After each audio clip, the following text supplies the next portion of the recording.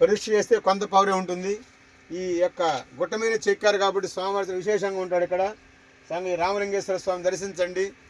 జీవితంలో ఈ నందీశ్వరుడు స్వామివారిని కూడా ఎన్నో సంవత్సరాల నుంచి ఈ యొక్క గుళ్ళకమ్మలో పొరిలేటువంటి రాళ్ళు తగిలి తగిలి తగిలి స్వామివారు కూడా గీతలు పడ్డాయి, అన్నీ కూడా అరిగిపోయినట్లు.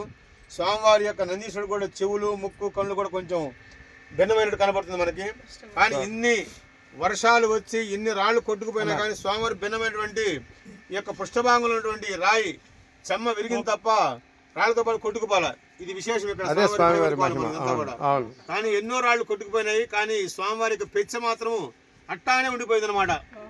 తోక పృష్ఠభాగం ఉన్నటువంటి యొక్క అది. కానీ ఇది ఇంతటి మహిమాన్వితమైన ప్రదేశంలో స్వామివారు ఉన్నాడు కాబట్టి జీవితంలో ఈ యొక్క ఒక్కసారైనా ఈ క్షేత్రాన్ని దర్శించండి. స్వామివారి యొక్క ప్రసన్న రామలింగేశ్వర స్వామి యొక్క అనుగ్రహం పొందడానికి ఓం నమః శివాయ.